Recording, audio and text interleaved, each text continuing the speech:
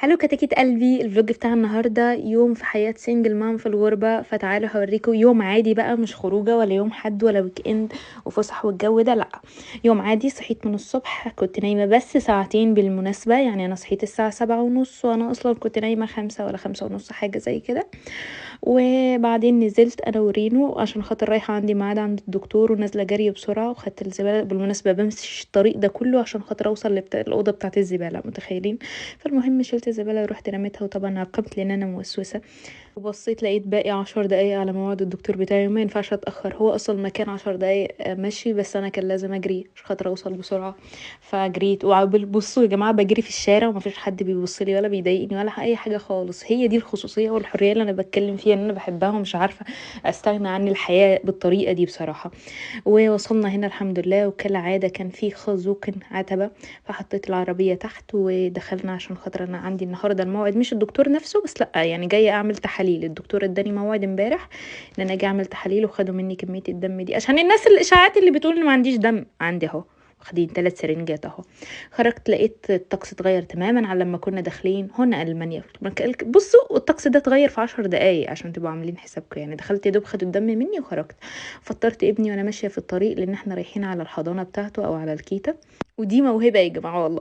انا بمشي اكل ابني وانا ماشيه وبصور وبص وبعمل كذا حاجه في نفس الوقت، الحمد لله. هنا وصلت، كنت الحضانه بتاعت ابني ودخلت. انا لسه في ابني في الفتره اللي هي التجريبيه ديت، او مش التجريبيه، الفتره اللي في البدايه اللي بيتعود عليها. فانا على الحضانه، فانا بدخل اقعد معاه وبندخل نلعب مع بعض والجو ده. وفي الاخر اخر الوقت بسيبه نص ساعه 40 دقيقه حاجه زي كده، وبعدين بدخل اخده وبنمشي. بس المكان لطيف وانا مرتاحه بصراحه هناك، وابني مرتاح، ارتحت لهم نفسيا، ودي اهم حاجه ان انا ابقى مرتاحه نفسيا للناس اللي في المكان. بعدين رحت قلدي، كان رينو نام، قلت بسرعه اشتري شويه حاجات واطلع على البيت بسرعه عشان خاطر اعرف انام لي شويه. انا واحده مش نايمه غير ساعتين. المهم دخلت اجيب ملح، نسيت اجيب ملح، جبت الحاجات دي وروحت. لقيت البيت ناقص عندي حاجات كتير، فقلت اجيب كذا حاجه بالمر دلوقتي عشان مش عايزه اروح السوبر ماركت كتير الاسبوع ده. فجبت الحاجات كلها باستثناء الملح. المهم حسيت الكيس الورق دوت لا مش هيشيل كل الحاجات دي، فشلت منه الحاجات التقيله اللي هي زي التفاح والبطاطس عشان ما يتقطعش. وبرضه اتقطع يا جماعه، كل الحاجات وقعت على الارض، وكان شكلي مسخره قوي. وكان من ضمن الحاجات اللي جوه زي ما انتوا شفتوا بيض، فاول ما روحت البيت هتشوفوا المنظر كان عامل ازاي. طبعا وصلت عند الدهية اللي هي السلم بتاع العمارة بتاعي. السلم ده يا جماعة انا بطلعه مرة او مرتين كل يوم، فاللي هي حاجة كده والله خايفة على ظهري بجد. بس ما عنديش مشاكل، يعني الحمد لله. الناس هنا في برلين اصلا اغلبهم مش لاقيين بيوت، يعني فالواحد ما يقدرش يتكلم يعني وينتقد والجو دوت ويقول لا لا. الواحد لازم يحمد ربنا على النعمة، الحمد لله على نعمة وجود البيت اصلا.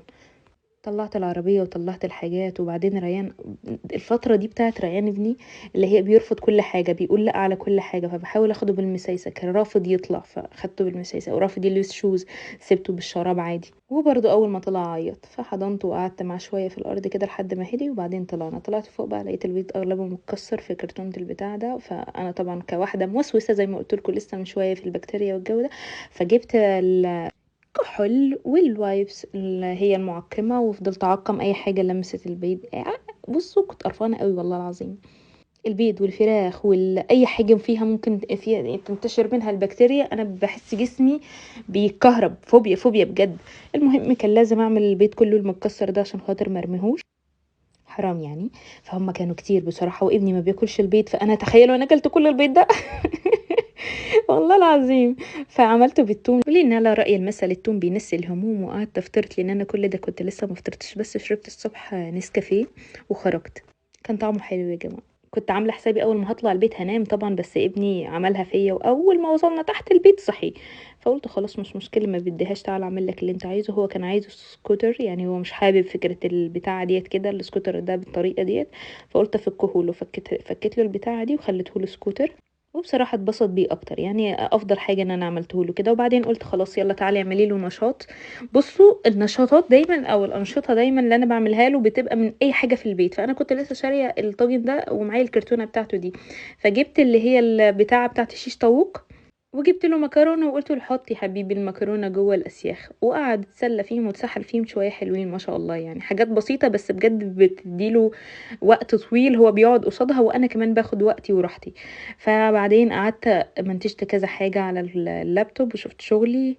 خلصت اللي ورايا شويه وهو مسحول شويه وبيلعب في الانشطه الحاجات اللي عملتها له. بعدين حسيت نفسي فصلت، لازم انام، انا مش زومبي، النهار قرب يخلص وانا مش نايمه غير ساعتين امبارح. فدخلت بس ريان كان ليه رأي تاني، وقع وفضل يعيط، ففضلت اهدي فيه وقت طويل. وعلى ما نيمته بقى كنت خلاص بنام وانا قاعده والله العظيم. رحت نمت شويه ساعتين وبعدين صحيت، شربت برده كمان نسكافيه عشان خاطر افوق. كنت بنام على نفسي يا جماعه، كنت حاسه نفسي جمل. كان ممكن اكمل نوم على فكره، ما لحقتش نمت، بس كان ريان ليه رأي اخر. انتي بمجرد ما بتبقي بتنامي وتصحي بمزاج ابنك، يعني ما عندكيش خلاص في كائن صغير بيتحكم فيكي. المهم عملت سناك صحي اللي هو تفاح وتمر. وبعدين ريان عنده بقى له فتره كده بيرفض كل حاجه، فانا بحاول اخلي ابني اوكي يتعود يقول لا، بس الموضوع متعب جدا. فبعمل ايه بقى؟ يعني هو النهارده كان رافض يلبس شوز، فخليته يختار الشوز. ففي الاول كان رافض عمال يقول لي لا مش هلبسها خالص. بعدين قلت له طب انت بص اختار، يلا 1 2 3، مين هناخد؟ 1 هناخد 2 هناخد. وفضلت احاول معاه لحد ما هو اللي اختار الشوز بنفسه ولبسها. وكذلك هدومه هو اللي بيختارها وبيلبسها، لانه بقى له فتره بيرفض كل حاجه، بيرفض يلبس هدوم وبيرفض يلبس الشوز، بيرفض ياكل. فاي حاجه بيرفضها بحاول اخليه يختارها، عشان لما هو يختار يحس نفسه هو خد القرار، فشخصيته يعني يحس ان هو ايه ده انا عندي شخصيه.